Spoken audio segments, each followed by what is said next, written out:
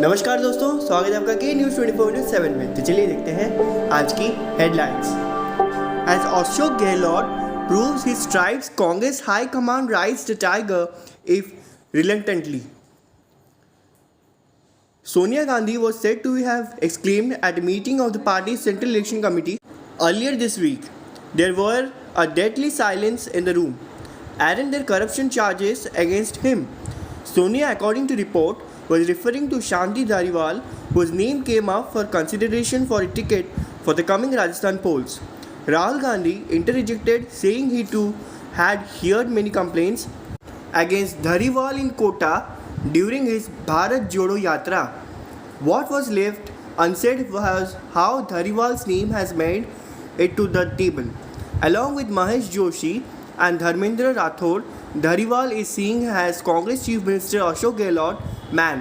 In a September 2022 crisis, when Gehlot, once seen as a stout Gandhi family loyalist, scuttled the party high command plans to replace him with Sachin Pilot, the three had stood by the CM. The fact that the CC was debating Dhariwal showed Gehlot growing clout in Rajasthan. By initiating that he has been axed, the High Command was trying to restore some its battered authority. No proof to attribute political motive. HC dismisses Singh's plea. Delhi High Court on Friday dismissed a plea challenging the malicious arrest of Aam Aadmi Party leader Sanjay Singh by Enforcement Directorate in a money laundering case, saying that it cannot impute political motive to a premier investigating agency in the absence of material on record. Justice Swarna Kanta Sharma stressed that the reputation of a premier investigating agency has a direct relation of the reputation of the country being a fair entity. This court will not initiate at the siege or impute any political motive to investigating agency in the absence of any material on record and does not consider it a prima facie case of no evidence at all, the judges said while pronouncing the verdict on the AAP leader's petition challenging his arrest as well as remand in the custody of Enforcement Directorate. He is now Bihar's longest serving CM, but can Nitish handle future political challenges? Even as he enters a delicately poised phase for his future and legacy in politics, JDU leader Nitish Kumar this week became Bihar's longest serving chief minister when he completed 17 years and 53 days in office. The duration of his tenure now exceeds the record previously held by Sri Krishna Sinha, the first CM of the state in the post-independence phase, except for a brief period of 9 months, during which Nitish had handed over the chief ministership to Jitan Ram Manji. This could have been an unbroken stint. The record still remains with Bihar's first CM. This statistical milestone was only a matter of the time after Nitish returned to power for a third term in 20. But it wasn't achieved without yet another challenge in alliance partner with Nitish parting ways with NDA in August 2022 for the third time to join the RJD, Congress and other Magad Bandhan allies. A little more than a year later, he is now in the cramped space for a sideline India alliance partner in national opposition politics, a poll coalition of which he was one of the early initiators. At the same time, Nitish's continued stint as CM has meant that he is managing a tricky alliance with parties that have been his rivals for the most part of his 50-year-old political innings in the state. Many may see Nitish's current political challenges as meeting their match in the quintessential Nitish, someone with a reputation for an accurate sense of pragmatic expediency. This reputation in state politics has only been reinforced over the last decade or so, starting with his departing the NDA in 2013 and stitching an alliance with the RJD in 2017, only to return to the NDA fold in 2017. He then walked away again to ally with the RJD in 2022. Pandal to Puja to politics. BJP making a serious play for Durga Puja influence in Bengal this time. In Trinamool Congress rule, West Bengal Durga Puja is not just an annual extravaganza but has also traditionally been a political arena where most puja committees are affiliated to the ruling party, while the communities currently in opposition, claim to be atheist. Their domination of Durga Puja during the 34-year left rule in the state was palpable. After Mamata Banerjee's TMC swept to power in 2011, her party took the center stage. The demand for her to inaugurate pandals skyrocketed over the years to the extent that the CM started virtually inaugurating many pandals at one go.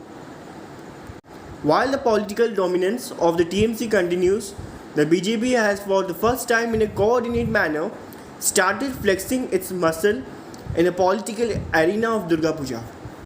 Not only did Amit Shah and JP Nadda land in the state for the single largest annual festives of Bengalis, but the BJP has also pressed a slew of top leaders and chief ministers into action. As many as 4 union ministers from Bengal have been asked not to move an inch from the state till Bhashan or immersion of during Durga idols, BJP sources in Kolkata told News 18. Delhi News live updates. Air quality likely to dip. Centre invokes measure under stage 2 of pollution control plan. Amid a likely increase in pollution levels, the centre's air quality panel directed authorities in the National Capital Region to increase parking fees, to discourage private transport and enhance the services of CNG or electric buses and metro trains. The action comes as part of Stage 2 of the central government Graduate Response Action Plan. Delhi's 24-hour average air quality index stood at 248 on Saturday. Like in the past few days, the air quality in the national capital this morning continued to be in the moderate category with the air quality index AQI as 173. However, few parts of Delhi, including Anand Bihar and South Delhi, New Moti Bagh recorded air quality in the poor category. The October in Delhi is turning out to be the most populated since 2020. Data shows, and there is little improvement expected in the coming days.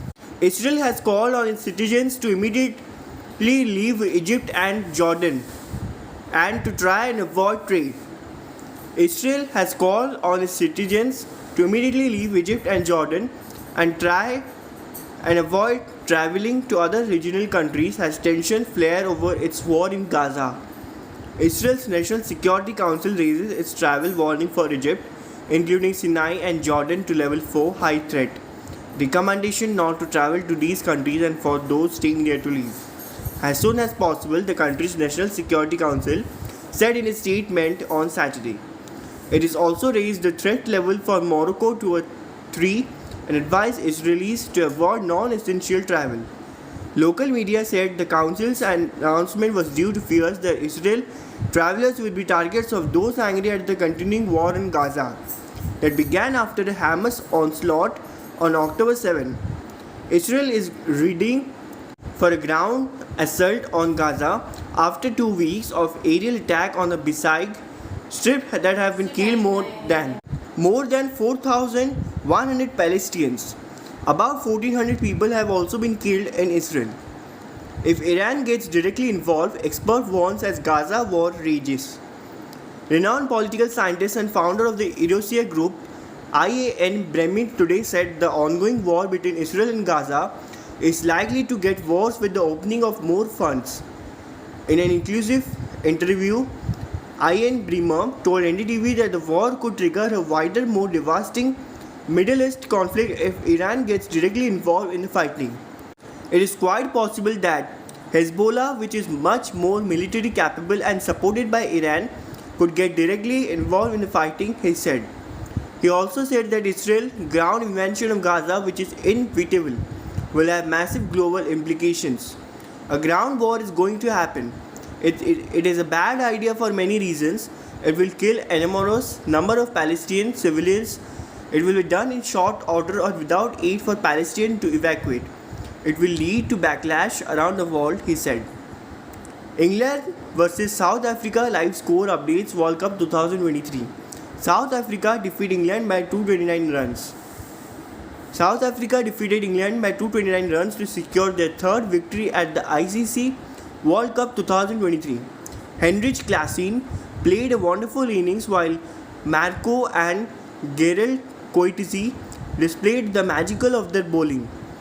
Gerald Coetzee and Kagiso Rabada continue clutching England's wicket to keep pressure on England batting. England seem to be collapsing under pressure and all maintained batters of defending championship are back to the pavilion. Lungi Nigri and Marco Jensen provided South Africa with early wickets of Johnny Bairstow and Joe Root to put them in control. Ben Stokes has joined opener David Mullen in a chase and England need a partnership here. Johnny Bairstow and David Mullen began the 400-run chase for England and they need to increase the run rate from the first over. Lungi Nigri is leading the African attack and will try to early wickets to increase the pressure on England. Heinrich Klaassen and Macro Jansen played a wonderful partnership to put 399 for 7 on the South Africa scoreboard after 50 overs. Gus Atkinson involved bowled a good final over to provide some relief for England, but every bowler from the defending championship has been very expensive today. Installation of lightning arrester made mandatory for all schools in Orissa. Orissa government has directed all schools to ensure installation of lightning arrester in wake of large number of lightning deaths across the state.